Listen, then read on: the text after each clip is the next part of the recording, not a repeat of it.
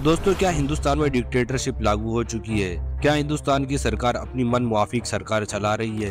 दोस्तों, प्रधानमंत्री मोदी की सरकार चुनाव शुरू होने के ऐलान के पहले ही सरकारी खर्चे से अपना प्रचार बड़े पैमाने पर कर चुकी थी। इस तरह वो पहले ही उस रेस में दौड़ना शुरू कर चुकी है जहां विपक्ष दल उसे शुरू होने की घोषणा का इंतजार कर रहे थे। दोस्तों, 2012 की एक फिल्म है द डिक्टेटर। वो फिल्म बहुत ज्यादा मशहूर हुई थी। मूवी में दिखाया गया था कि डिक्टेटर 100 मीटर की दौड़ में हिस्सा ले रहा है। दौड़ की शुरुआत का ऐलान करने वाली पिस्तौल उसी के पास है। उसे वो खुद दौड़ना शुरू कर देने के बाद फायर करता है। फिर एक एक करके वो दूसरे दौड़ाकों को गोली मारता हुआ भागता है और वो सब गिरते रहते हैं। इस तरह से वो अकेला दौड़ने वाला रह जाता है।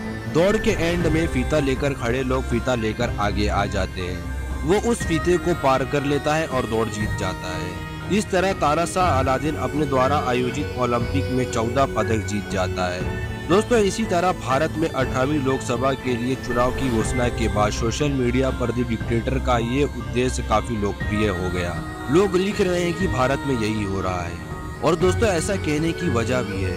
दोस्तों, स्वागत है एक बार फिर से आपका हमारे चैनल में। मैं हूं आबिद शेख और आप देख रहे हैं एएच टीवी। दोस्तों, अगर आप ये वीडियो यूट्यूब पर देख रहे हैं तो हमारे चैनल को सब्सक्राइब करें और अगर आप ये वीडियो फेसबुक पर देख रहे हैं तो हमें फॉलो जरूर करें। चलिए शुरू करते हैं। वो भगवान है हमारे, हम उनकी पूजा करते हैं। प्राइम मिनिस्टर मोदी वो हमारे लिए एक अवतार है, वो एक साधारण मनुष्य नहीं है। प्रधानमंत्री इस देश के भगवान विष्णु का अवतार है। मोदी हमारा पति, हमारा भाई, हमारा बाप, हमारा गुरु है। आप सब बोलिए, क्यों आपको लगता है कि मोदी जो और योगी जी वो विकास दे पाएंगे जो और कोई नहीं दे? हम उनके पर दिल दे बैठे हैं। भारत को औपराचिक और तानाशाही नहीं कहा जाएगा, लेकिन चुनाव के पहले जो कुछ हो रहा है वो कुछ इस दौड़ से मिलता जुलता है। प्रधानमंत्री मोदी की सरकार चुनाव की दौड़ शुरू होने के ऐलान के पहले सरकारी खर्चे से अपना प्रचार बड़े पैमाने पर कर चुकी थी। इस तरह वो पहले ही दौड़ना शुरू कर चुकी थी, जबकि विपक्ष दल चुनाव की घोषणा का इंतजार कर रहे थे। सरकार ने चुनाव की घोषणा के ठीक पहले चुनाव की देखरेख करने वाले चुनाव आयोग के सदस्यों का चयन का नियम बदल दिया। चयन समिति में पहले प्रधानमंत्री और विपक्ष के नेता के साथ भारत के मुख्य न्यायाधीश भी थे। सरकार ने नियम बदलकर मुख्य न्यायाधीश को समिति से हटा दिया और उनकी जगह सरकार के एक ही मंत्री को रख लिया। इसका मतलब ये हुआ कि अब सरकार का मत ही चुनाव आयोग के चयन में सबसे ऊपर होगा। दोस्तों, ये कुछ ऐसी ही है जैसे किसी खेल में भाग लेने वाली कई टीम में से सिर्फ एक टीम का कप्तान ही अंपायर को नियुक्त करे। उसकी निष्पक्षता के बारे में कहने को फिर क्या रह जाता है। चुनाव की घोषणा के साथ दिल्ली के मुख्यमंत्री और विपक्षी दल आम आदमी पार्टी के सबसे बड़े नेता अरविंद केजरीवाल को गिरफ्तार कर लिया गया। उसके एक महीने पहले झारखंड के मुख्यमंत्री हेमंत सोरेन को गिरफ्तार कर लिया गया था। तेलंगाना के भारतीय राष्ट्र समिति की नेता के कविता को पहले ही जेल में डाला जा चुका है। दोस्तों, आम आदमी पार्टी के 3 और नेता दिल्ली के उप मुख्यमंत्री रहे मनीष सिसोदिया, पूर्व स्वास्थ्य मंत्री सत्येंद्र जैन और राज्यसभा के सदस्य संजय सिंह पहले से ही जेल में थे। संजय सिंह को हाल ही में सर्वोच्च न्यायालय ने दिल्ली उच्च न्यायालय का फैसला पलटते हुए जमानत दी।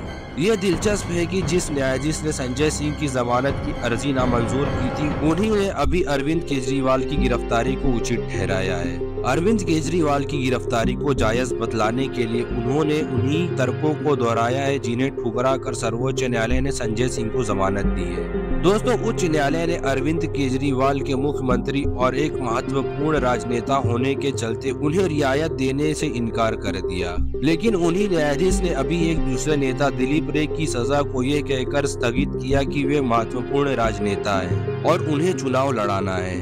ध्यान रहे कि दिलीप रे को सजा हो चुकी है और अभी अरविंद केजरीवाल के मामले की जांच पूरी नहीं हुई है। लोग क्यास लगा रहे हैं कि दिलीप रे भाजपा से चुनाव लड़ेंगे या वो उनका समर्थन करेगी। न्यायाधीश का ये खुला पक्षपात सबने नोट किया। इन गिरफ्तारियों से विपक्ष के चुनाव अभियान पर असर पड़ना लाजिम है।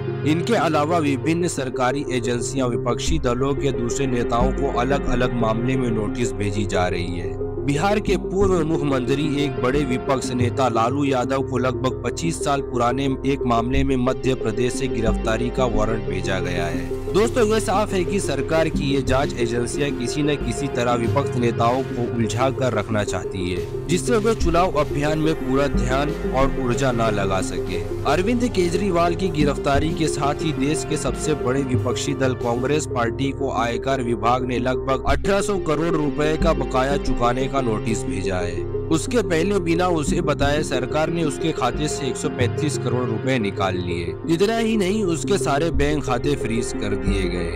कांग्रेस पार्टी ठीक ही कह रही है कि सरकार ने ये ठीक उस समय इसलिए किया है कि वो पैसे के अभाव से चुनाव प्रचार ही न कर सके। इन सब के साथ ही हर रोज किसी न किसी विपक्ष दल के एक या दूसरे नेता के भाजपा में शामिल होने की खबर आती रहती है। दोस्तों ये खुला राज है कि ये सब सरकारी जांच एजेंसियों के डर से अपनी पार्टी छोड़कर भाजपा में शामिल हो रहे हैं। एग्जाम्पल के लिए आम आदमी पार्टी के एक नेता ने हाल ही में पार्टी छोड़ी है।